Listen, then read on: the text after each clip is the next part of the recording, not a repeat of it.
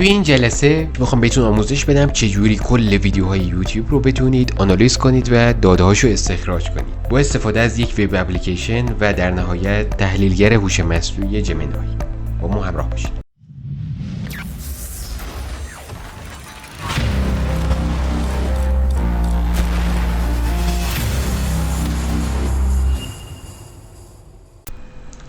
با عرض سلام و وقت بخیر. تو این آموزش میخوام در رابطه با یکی از جدیدترین کتابخونه‌های پایتون که نسخه جدیدش به تازگی معرفی شده با شما صحبت میکنم و یک پروژه خیلی خفن باش انجام بدید.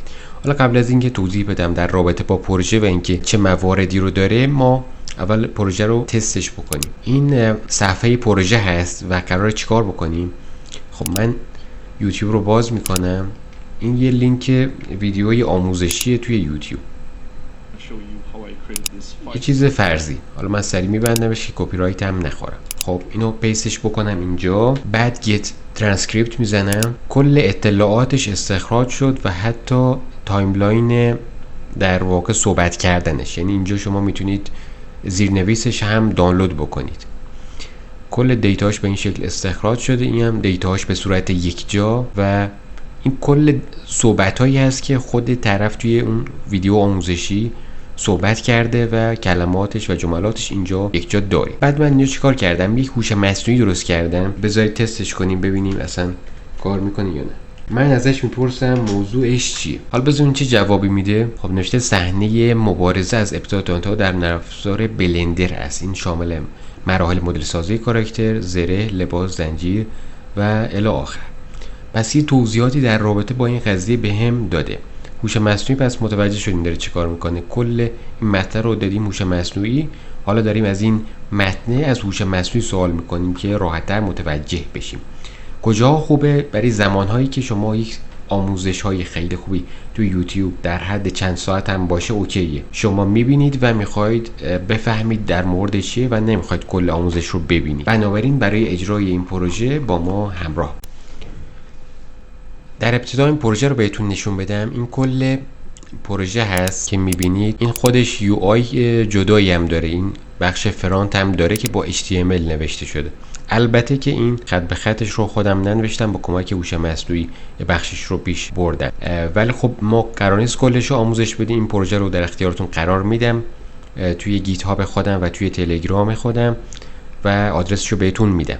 از این بابت مسئله ای نیست. فقط میخوام اصل پروژه رو که شاید 4-5 خط 5-6 خط بیشتر نباشه اون رو بهتون یاد بدم که اصولا قراره چه اتفاقی بیفته. بسیار خوب، بریم در رابطه با جدیدترین کتابخونه پایتون یه صحبتایی داشته باشیم. یه کتابخونه بود به اسم یوتیوب ترانسکریپت. خب حالا شروع کنیم به ایمپورت کردنش. بله، یوتیوب ترانسکریپت API این اسم کتابخونه هست. اگه هم ندارید خب بریم اول توی سایت مربوط به همین کتابخونه.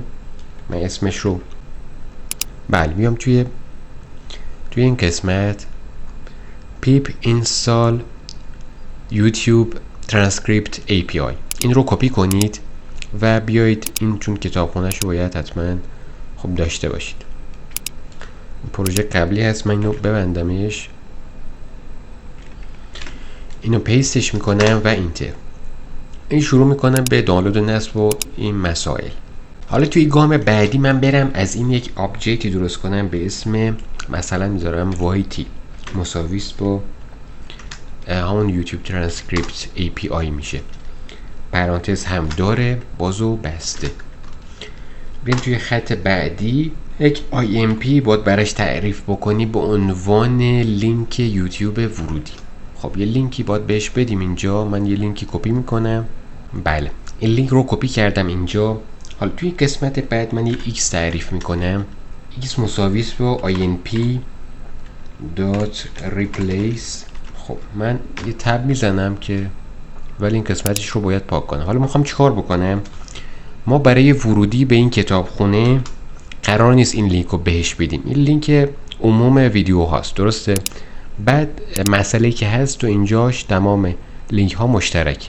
بنابراین این رو کپی میکنم میارم تو قسمت اول که نوشته اولد. خیلی کم رنگ. بعد توی نیو خالی میذاریم. حالا این چه اتفاقی داره توی این کد میفته؟ دارم میگم که بیا این قسمتشو کاری نداشته باش، مابقیش رو، یعنی از وی مساوی از این به بعد، این چند تا کاراکتر، این رو بریز داخل x. چرا باید این کارو بکنیم؟ چون این کتابخونه این کد رو میخواد به عنوان ورودی که بتونه داداش استخراج کنه، نیازی به کل لینک نداره. ولی از اونجایی که ما کارمون راحت تر باشه، بخوایم لینک بهش بدیم راحت، بعد بخواد اینو ازش در بیاره، میایم از این خط کده استفاده میکنیم.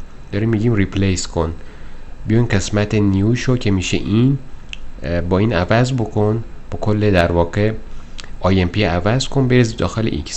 پس x مقدارش میشه این کده.